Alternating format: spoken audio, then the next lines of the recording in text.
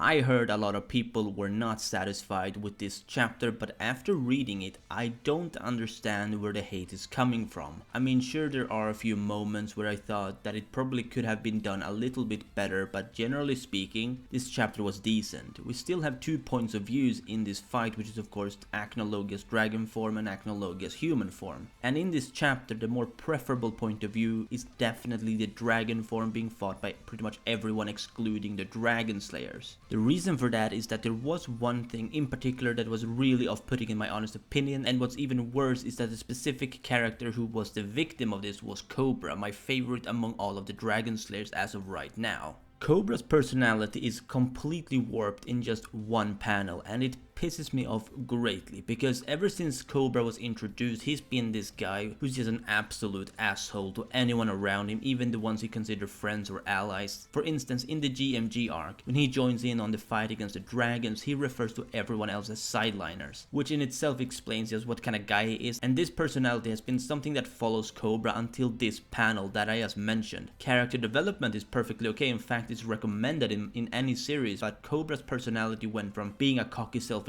guy to being willing to sacrifice his entire being for the sake of others in one fucking panel. That's not fucking okay. It doesn't fucking work, hero. The rest of the Dragon Slayers fight with Acnologia is actually relatively okay. I mean, there aren't any asspulls in the fight. Acnologia seems to be perfectly scaled so far. Let's just hope that it keeps up and that his defeat has some level of logic in it. That's of course something that I'm a bit skeptic about, but I will have hope. After all, there are moments in Fairytale that are really good. Even in this arc, we've had some great moments. It's just that we've had a lot more of the not so great ones, so it's easy to forget the good ones. With that said, let's talk a little bit about the outside world where they are fighting Acnologia's dragon form. So Acnologia's dragon body, that is seemingly without an intelligent mind, continues with its violent behavior, but there is some development that pretty much fucks up their strategy altogether. So we see how Acnologia begin to focus his attacks towards Magnolia, and at first people are unsure of why this is the case, and while reading I also wondered why he specifically attacked Magnolia, unless there was something there that he wanted, but in fact it turned out that his instinct as an all-magic dragon draws him to magic power, and Magnolia is filled with wizards with great amounts of it. So obviously that's the reason to why Magnolia in particular is the target of Acnologia's attacks. Naturally, they kind of want to make sure that the barrage on Magnolia does not continue, because a single direct hit from Acnologia would pretty much mean bye-bye. So they come up with some kind of strategy to lure Acnologia towards Hargeon port, where they will use a boat to stop him. That's the plan at least. And the luring does seem to work. He follows the magic footprints that they lay out for him, but there is something else that happens that I dare say nobody accounted for. Although they probably should have seen it coming when you think about it. So Acnologia just launched some kind of widespread barrage of attack which completely destroys every ship in the water as far as the eye can reach. So even though they may be able to cast Fairy Sphere,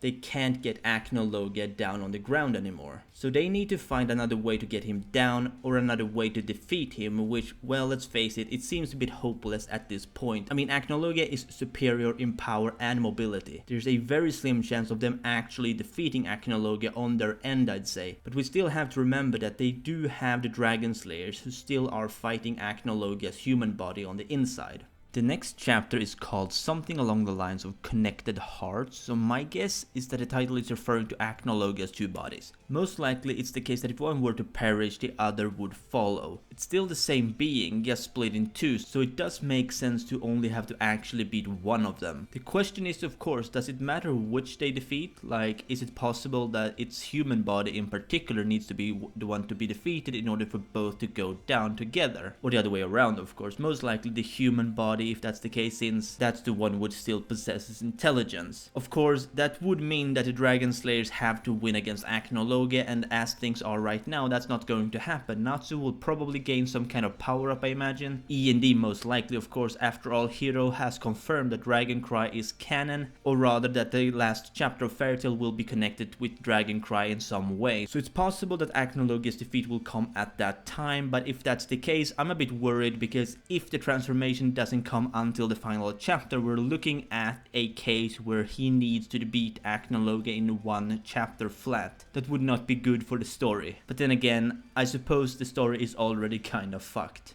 Well, anyway, that'll be it for this video. Let me know what you think down below in the comments, and as always, if you did, please like this video if you enjoyed, and subscribe if you're new to my channel. This has been your favorite host, Perm, and I'll see you soon.